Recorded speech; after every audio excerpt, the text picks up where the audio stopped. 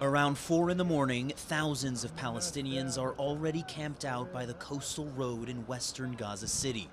Humanitarian aid trucks are reportedly en route, a rarity in northern Gaza, where hundreds of thousands are now on the brink of famine.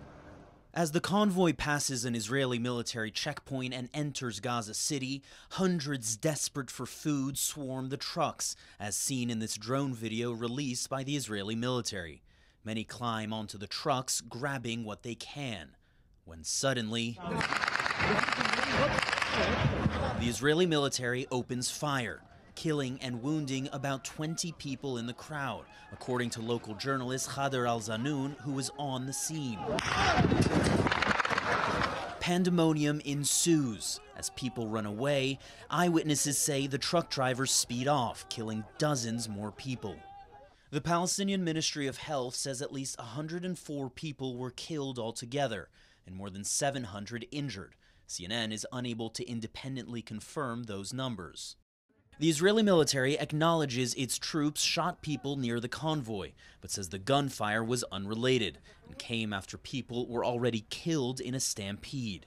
In a second event, in a short distance away, we also had a group of people that approached the military forces in a war zone.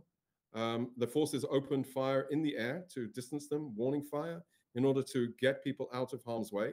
Unfortunately, they proceeded to advance, and indeed they're a perceived threat, and the forces opened fire. Of course, I will say we're continuing to investigate, continuing to inquire in our after-actions activities. That account contradicted by eyewitnesses who say Israeli gunfire triggered the mass panic. Our children die of hunger. They went to get a bag of flour in order to feed their children. Some were run over, others were shot, so they send us the aid so that the Israelis can keep shooting at our children.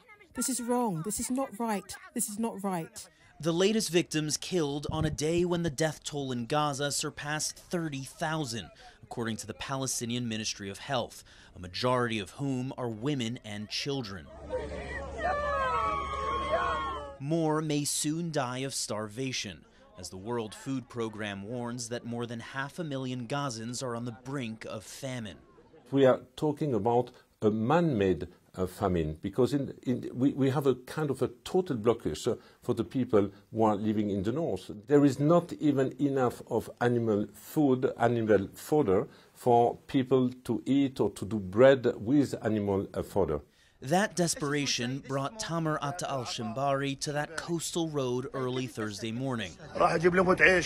He went to get a bit of bread, a bag of flour for his family, displaced at the schools in Jabalia camp. Now he lies dead, killed while trying to survive. Jeremy Diamond, CNN, Tel Aviv.